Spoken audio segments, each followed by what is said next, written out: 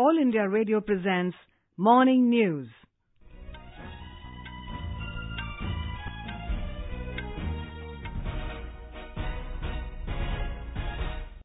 Good morning, I'm Lalema Aneja Dang.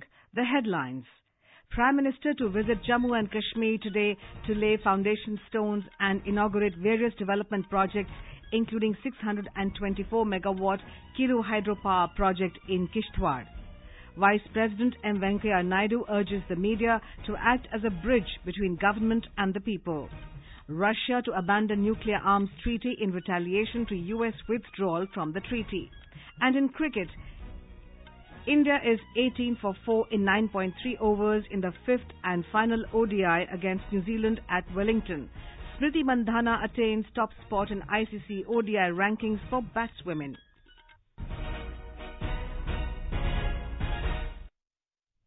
Prime Minister Narendra Modi will visit Jammu and Kashmir today to lay foundation stone of 2 new All India Institute of Medical Sciences and 624 megawatt Kiru Hydroelectric project in Kishtwar. Mr. Modi will also lay foundation stone of various other development projects, including 54 new model degree colleges, 11 professional colleges and women's university across the country by pressing a button from Vijaypur, Jammu. The other developmental projects are bridge over river Chenab at Sajwal, Pargwal, Indiripatan, Joria, Jammu, pollution abatement project on rivers Devika and Tavi, campus of Northern Regional Centre and Indian Institute of Mass Communication, Jammu. During the day-long visit, Mr. Modi will visit Leh, Jammu and Srinagar and will lay the foundation stone for projects worth 35,000 crore rupees. The Prime Minister is scheduled to address a public rally at Vijaypur along the Jammu-Pathankot National Highway. Here's a report. The new aims will come up at Vijaypur in Samba district of Jammu division at a cost of Rs 1,661 crores. It will provide leadership in advanced healthcare, medical education and research in the region. The aim is at Vijaypur Samba, among other things, will have 750-bedded state-of-art multi-specialty, super-specialty hospital, trauma center, Ayush center and allied facilities. Besides, the aim is will have a medical college with intake capacity of 100 MBBS seats and a nursing college with annual intake capacity of 60 students. Meanwhile, security around Vijaypur Samba has been beefed up with special production group taking overall control of the venue, while Prime Minister Narendra Modi is scheduled to address a public rally. R.K. Raina, AR News, Jammu. The Prime Minister will inaugurate nearly 12,000 crore rupees development projects in Ladakh region. He will lay foundation stone for 480 crore rupee terminal building in Leh Airport. Our Leh correspondent has filed this report. On his third visit to Leh, coinciding with ongoing annual rituals of Dosmoche for peace and prosperity, PM Modi is inaugurating a 9 megawatt Dha hydroelectric project, dedicating linking of Leh grid with northern grid through 220 kV line via Dras and Alasteng, which is a part of PM's development package for Jammu and Kashmir, and launching Ladakh Cluster University, the long-pending demand of students of Leh and Kargil districts. Apart from these, PM Modi lay foundation stone for terminal building of KBR Airport and open up new tourist and trekking routes in Ladakh region. R. Ramesh Chandra, All India Radio News, Leh. In Srinagar, Mr. Modi will interact with students from the states of Assam, Gujarat, Haryana, Odisha, Maharashtra and Telangana. He will also hold an interaction with the newly elected Sarpanchs. The Prime Minister earlier visited the state last year on May the 19th to lay the foundation stone for various infrastructure projects. Union Home Minister Rajnath Singh has said that the centre will use technology to seal international borders with Bangladesh in West Bengal and Assam through an integrated border management system. He was speaking at a rally at Palakat in Alipurdwar district of North Bengal yesterday. The Home Minister said the move will help check infiltration as well as smuggling and other border crimes, ensure the safety and security of the country amid a changing demographic profile of West Bengal. Coming down heavily on the ruling TMC, Mr. Singh said political violence should end in the state. Addressing another rally in Mathabanga in Cooch Behar district, he said the TMC has ruined Sonar Bangla and lowered its image while democracy is in peril. Mr. Singh said that the purpose of politics is not only to form a government but also to build a nation. A 1983 batch IPS officer of Madhya Pradesh cadre, Rishi Kumar Shukla, will be the new director of the Central Bureau of Investigation, CBI. He will serve in the post for a period of 2 years. The high-level committee, chaired by Prime Minister, approved the appointment of Mr. Shukla to the post. He has served as Madhya Pradesh DGP and was presently chairman of the State Police Housing Corporation. He will take over charge from M Nageshwar Rao, who is presently working as interim chief of the agency. The post of CBI chief has been lying vacant since the 10th of last month after the exit of Alok Kumar Verma following accusations of corruption against him by former CBI Special Director Rakesh Asthana, who is also allegedly accused of corruption charges.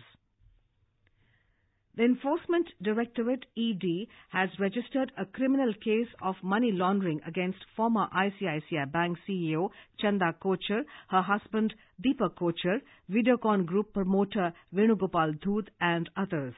Officials have said the case has been registered to probe alleged irregularities and corrupt practices in the sanctioning of 1,875 crore rupee loans by the bank to the corporate group. Vice President M Venkaiah Naidu has urged the media to act as a bridge between the government and the people and said that there is a need to ensure that justice is not denied to people. Speaking at the inauguration of Golden Jubilee celebrations of Kollam Press Club in Kerala, he said, instead of focusing on negativity, it is important for the media to accord importance to development journalism since the country is facing several challenges. Mr. Naidu said, over the years, the media landscape has changed drastically. Here's a report from our correspondent. The Vice President said, in the past, journalism was a mission for fighting every ill that afflicted the society, but today the same cannot be said of the noble profession. The undesirable practices of mixing news with views now become the new normal. Sensationalism, paid news, and biased coverage have become the bane of modern-day journalism, in addition to the problem of fake news. Mr. Naidu said, in such a situation, there would not be any compromise on the core values of journalism. With the report of Shamila from Thiruvananthapuram, Naeem Akhtar, AIR News. 9 coaches of the Jogbani Anand Vihar Terminal Simanchal Express derailed at Sahidei Bujurg in Vaishali district of Bihar early this morning. Muzaffarpur Rail SP Sanjay Kumar Singh said 2 general coaches and 1 AC coach have been badly damaged. The CPRO of East Central Railways, Rajesh Kumar, told AIR that no casualty has been reported so far, but 18 persons have been injured in this accident. Injured persons have been admitted in a local hospital. Minister of Railways Piyush Goyal's office in a tweet said that rescue and relief operations are on at the accident site. The helpline numbers are Sonpur 0615 822 1645. Hajipur 0622 427 2230 and Baroni 0627 923 222. Talking to media, Additional Director General PR Railways Smita Sharma said team of doctors is already on the site and railway accident medical van has also reached. Simanchal Express derailed at around 4 o'clock at Sahidei Bujurg. 9 coaches of the train have derailed. We are focusing on rescue and relief right now. DRM and the divisional officers are also on site. 2 teams of NDRF have reached accident site. We have also roped in the assistance of the local district administration for prompt rescue and relief for our passengers who are trapped in the train. This is All India Radio giving you the news. For quick news updates round the clock, follow us on our Twitter handle at AIR News Alerts. Russian President Vladimir Putin has said Moscow will abandon a centerpiece nuclear arms treaty but will only deploy intermediate-range nuclear missiles if Washington does so. U.S. President Donald Trump had accused Moscow of violating the 1987 Intermediate-Range Nuclear Forces Treaty by deploying banned missiles. Mr. Trump, in a statement, said U.S. will move forward with developing its own military response options to Russia's new land-based cruise missiles. The U.S. has given notice of its intention to withdraw from the treaty in 6 months. Moscow has strongly denied any breaches and accused Washington of making false accusations in order to justify its pullout. Iran has announced the successful test of a new cruise missile with a range of over 1,350 kilometers. With the footage of the launch, the country's state television quoted Defense Minister Amir Hatami as saying that the test of the Hovizir cruise missile was carried out successfully. Well, back home, the BJP will launch a month-long exercise today to seek people's suggestions for its manifesto of the forthcoming general elections. The exercise has been named Bharat Ke Man Ki Baat, Modi Ke Saath. Briefing reporters yesterday, party spokesperson Sambit Patra said BJP President Amit Shah and senior leader Rajnath Singh will launch the program in the national capital. The second Shahi Snan Parv, the holy bath of Mauni Amavasya at the ongoing Kumbh Mela in Prayagraj will be observed tomorrow. Talking to AIR, the additional Mela officer Dilip Kumar Trigunayat said the number of devotees reached over 1 crore last night. The administration, the police and the railways have made vast arrangements for crowd management and the convenience of devotees. Our correspondent reports that plying of vehicles has been stopped on the routes connecting Kumbh Mela area for 2 days. In cricket, India were 27 for 4 in 12 overs in the fifth and final ODI against New Zealand at Wellington when reports last came in. Earlier, India won the toss and elected to bat first. Team India has already sealed the 5-match series with victories in the first 3 games. They would, however, look to bounce back following an 8-wicket defeat in the 4th ODI, where they were bundled out for a paltry 92. The men in blue are without skipper Virat Kohli, who has been rested for the T20 series as well. Rohit Sharma is leading the side. India's Smriti Mandhana has attained the top spot in the ICC ODI rankings for batswomen. In the latest rankings released yesterday, the 22-year-old left-handed opener jumped 3 places to grab number 1 spot. Smriti was the player of the series in the recently concluded 3-match ODI series against New Zealand. And now for an overview of today's newspapers, it's over to Subhadra Ramachandran. Thank you, Lalima. Prime Minister Narendra Modi's rally in Bengal yesterday makes for front-page news in most newspapers. Modi slams Mamta at rally in her backyard, headlines the Hindustan Times. PM bats for citizenship bill, urges Didi to back it, says the DNA. The Asian Age reports about Rishi Kumar Shukla, a 1983 bad IPS officer, being appointed as director of CBI on its front page. While the Pioneer quotes India's Met Department as saying that Delhi will have no relief from cold for next 4 days, the Times of India yesterday being Delhi's coldest February day in 5 years. The Hindu carries 2 environment stories on its front page.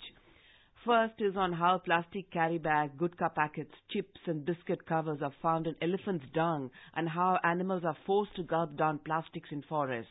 Another story is of how many Assam temple ponds like Haryagriva Madhab Temple have been conserving extinct species of turtles for years now due to people's faith in them as Kurma avatar of Lord Vishnu. The Financial Express reports of how government revised e-commerce rules have forced sites like Amazon to take off products from grocery to clothes from its site. HAL draws flack on social media following Miraj clash is another Hindu headline, quoting an ex-Navy chief that for decades military used poor quality machines and often paid with lives.